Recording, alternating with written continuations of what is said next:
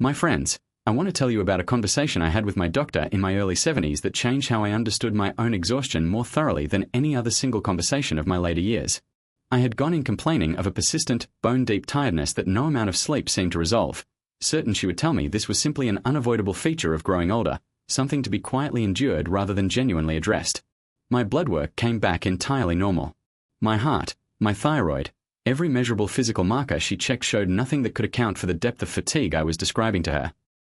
I remember sitting across from her, somewhat frustrated, insisting that something must be physically wrong, because surely ordinary aging alone could not produce an exhaustion this heavy, this constant, this resistant to rest. She looked at me for a long moment, and then asked me a question I did not expect. She asked me how much of my daily energy was being spent not on physical tasks, but on emotional ones, on worry, on unresolved grief, on quietly managing feelings I had never properly processed, on maintaining relationships and obligations that had long since stopped bringing me any genuine joy.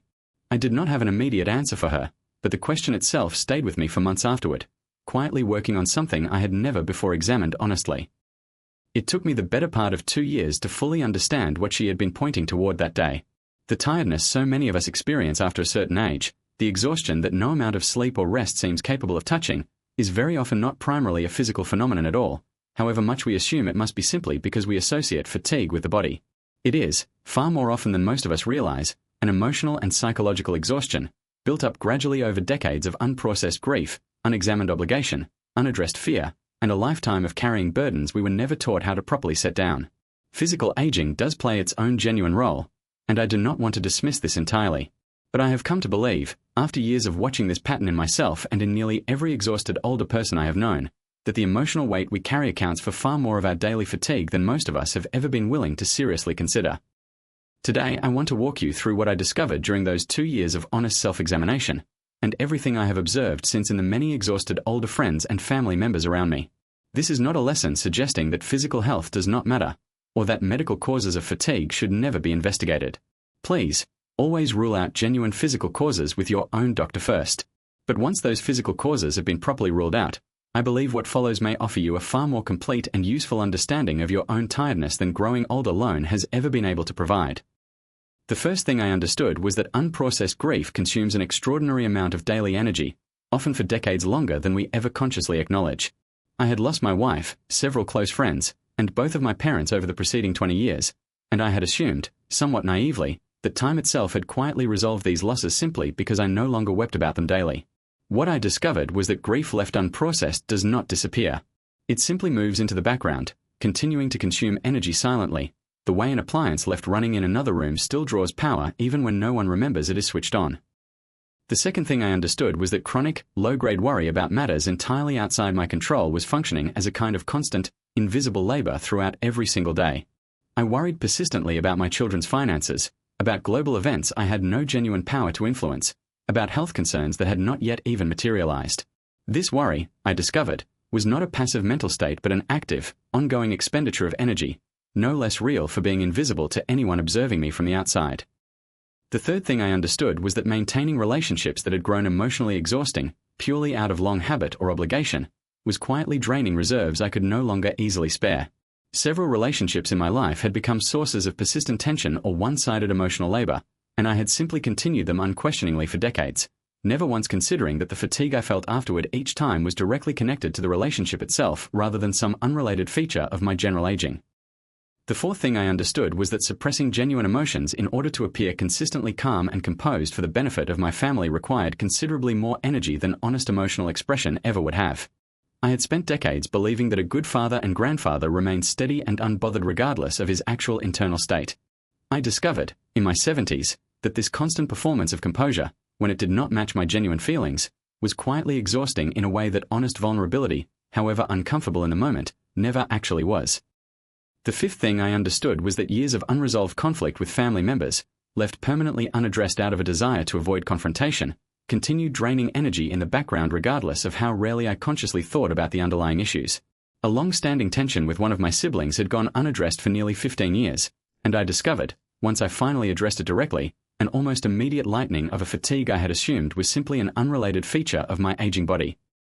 The sixth thing I understood was that the mental effort required to manage an increasingly complicated set of medications, appointments, and health logistics was itself a genuine source of exhaustion that I had never properly acknowledged. As my own health needs grew more complex with age, the sheer administrative burden of tracking prescriptions, scheduling appointments, and coordinating care consumed considerable mental energy that I had mistakenly attributed entirely to physical decline rather than recognizing as its own distinct form of cognitive labor. The seventh thing I understood was that a persistent, low-grade fear about my own mortality, left unexamined and unspoken, was consuming background energy in a way that direct, honest confrontation with this fear eventually relieved considerably. I had spent years avoiding any direct thought about my own eventual death, believing this avoidance protected my peace of mind. In reality, this avoidance required its own ongoing vigilance and effort, and directly, calmly examining my own mortality, rather than continuing to sidestep the subject indefinitely, ultimately freed considerable energy that avoidance had been quietly consuming.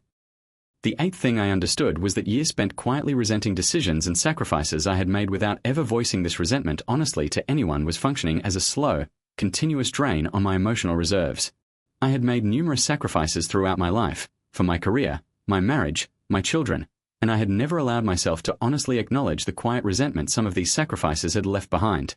Finally naming this resentment honestly, if only to myself, relieved a burden I had been unconsciously carrying for decades.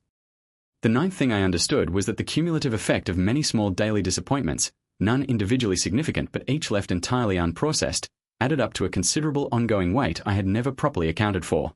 Small daily frustrations, minor slights, tiny disappointments in how a day unfolded compared to how I had hoped it would.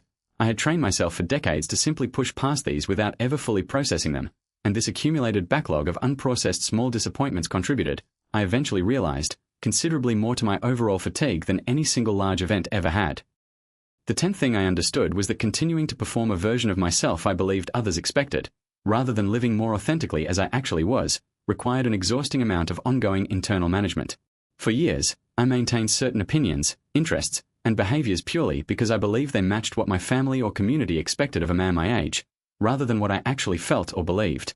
This ongoing performance, once I finally recognized and released it, revealed itself as a far more significant drain on my energy than I had ever previously suspected. The 11th thing I understood was that persistent anxiety about being a burden to my own children was consuming considerable emotional energy that I had never directly examined or addressed. I worried constantly, in the background of nearly every interaction with my children, about whether I was asking too much of their time or resources. This unexamined anxiety, once finally brought into the open through honest conversation with them, relieved a weight I had been silently carrying for years without ever naming it clearly, even to myself. The 12th thing I understood was that years of comparing my own circumstances unfavorably to others, a pattern I have discussed at length in earlier reflections, functioned as its own significant drain on daily energy that I had mistaken for simple, unavoidable fatigue.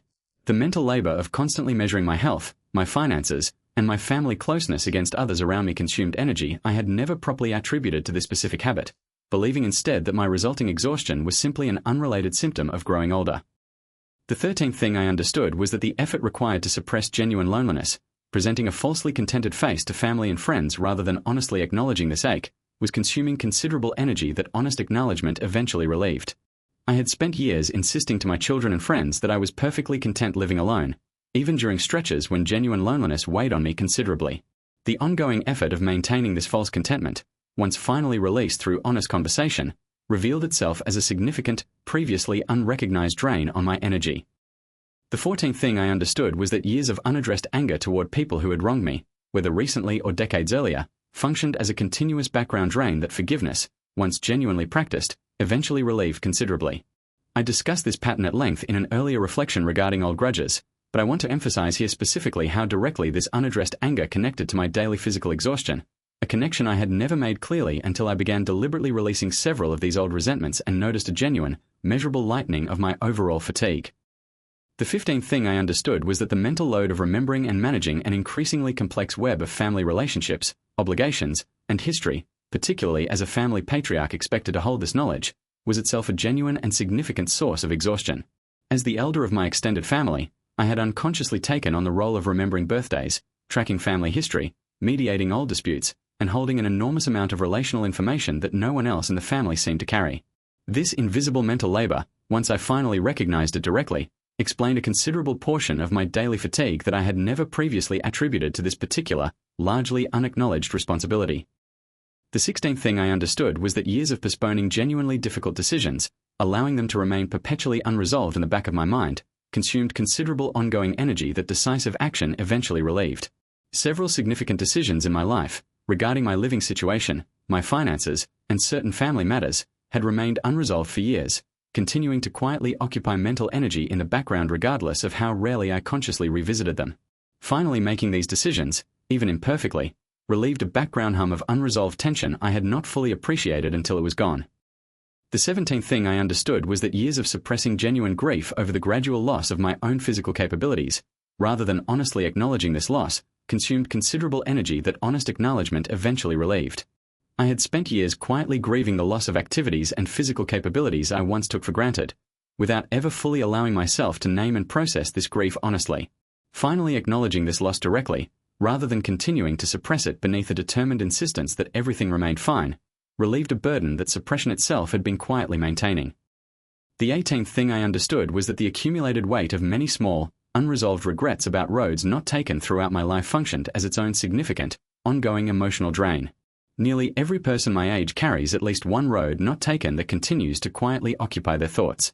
I discovered that actively examining and eventually making peace with these old regrets, rather than allowing them to remain permanently unresolved in the background of my mind, freed considerable energy that unexamined regret had been consuming for decades. The 19th thing I understood was that years of anxious hypervigilance about my own health, constantly monitoring my body for signs of decline, was itself exhausting in a way separate from any genuine physical symptoms I was actually experiencing. This constant internal monitoring, a kind of background scanning for trouble that never fully switched off, consumed considerable energy regardless of whether any genuine health concern was actually present on a given day. Learning to trust my body more calmly, checking in deliberately rather than continuously, relieved a significant portion of this particular drain. The 20th thing I understood was that unresolved spiritual or existential questions about the meaning of my remaining years, left unexamined, consumed a quiet but genuine background energy that direct reflection eventually helped relieve. I had avoided seriously considering questions about purpose and meaning in my later years, finding the subject too uncomfortable to approach directly.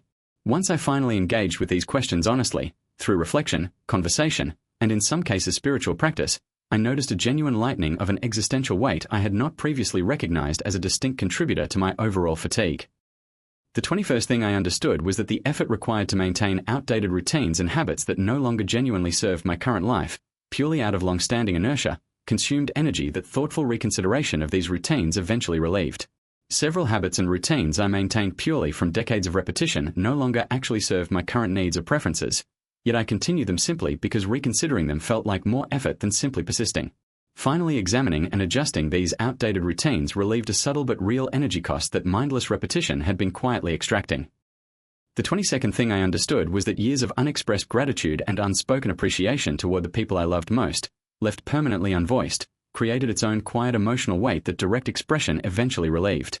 I had felt enormous gratitude toward my children and close friends for years without ever directly voicing this appreciation, assuming they simply knew how I felt.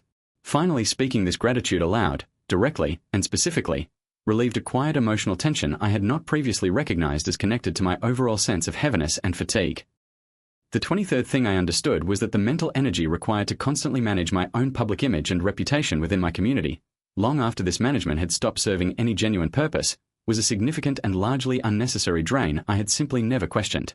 I had spent decades carefully managing how I was perceived within my community, a habit I discussed at length in an earlier reflection about releasing concern for strangers' opinions. Recognizing this specific connection to my daily fatigue, rather than simply my general peace of mind, helped me understand more concretely just how much energy this old habit of image management had actually been costing me all along. The 24th thing I understood was that years of unaddressed fear about becoming a financial burden in my final years, left unexamined and unspoken, consumed considerable background energy that direct financial planning and honest family conversation eventually relieved. This particular fear had quietly shadowed many of my decisions for years without my ever directly examining or addressing it through concrete action. Taking practical steps, discussing my wishes openly with my family, and addressing my finances directly rather than continuing to worry vaguely about them relieved considerable energy that avoidance had previously been consuming.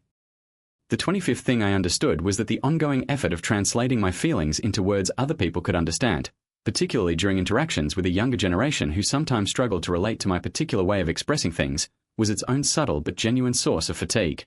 I noticed that certain conversations, especially with much younger family members or acquaintances, required me to work considerably harder to bridge a generational gap in communication style, an effort that left me more tired than conversations with people who shared my own generational frame of reference. Recognizing this specific, previously unnamed effort helped me understand why certain otherwise pleasant interactions still left me feeling unexpectedly drained afterward. The 26th thing I understood was that years of quietly monitoring and managing my own tone and word choice around family members prone to sensitivity or conflict, in an effort to avoid triggering old tensions, consumed considerable ongoing vigilance that honest, direct communication eventually relieved. I had spent decades carefully editing my words around certain particularly sensitive family members, constantly calculating how a given phrase might be received before ever speaking it aloud. This constant internal editing, once I recognized it clearly as its own distinct form of labor, explained a portion of my fatigue I had never previously connected to this specific, long-standing habit.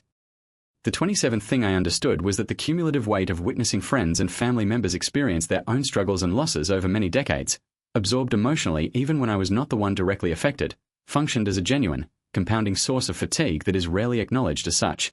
By my 70s, I had witnessed dozens of friends and family members endure their own significant hardships, illnesses, losses, and disappointments, each one absorbed to some degree into my own emotional experience through genuine empathy and care. This compounding weight of witnessed suffering, accumulated silently across an entire lifetime of caring deeply about the people around me, contributed far more to my overall exhaustion than I had ever previously considered as a distinct and significant factor. The 28th thing I understood was that years spent maintaining hope for a reconciliation or change in a difficult relationship that never actually arrived required an ongoing emotional investment that honest acceptance of the relationship's true nature eventually relieved. I had spent years quietly hoping a particular strained relationship would eventually improve on its own, maintaining this hope actively even during long stretches when no genuine change appeared forthcoming. Finally accepting the relationship honestly as it actually was, rather than continuing to invest emotional energy in a hoped-for change that seemed unlikely to arrive, relieved a weight I had not previously recognized as connected to my persistent tiredness. The 29th thing I understood was that years spent quietly measuring my current energy and capability against the version of myself I remembered from decades earlier, rather than accepting my present self on its own terms, created its own ongoing emotional tax that acceptance eventually relieved. Each time I found myself completing a task more slowly than my younger self once managed it, I noticed a small flicker of internal disappointment, a quiet comparison against a version of myself that no longer existed. Releasing this habitual comparison against my own past, and instead measuring myself only against my genuine present capabilities, relieved a subtle but real drain that this internal scorekeeping had been quietly maintaining for years.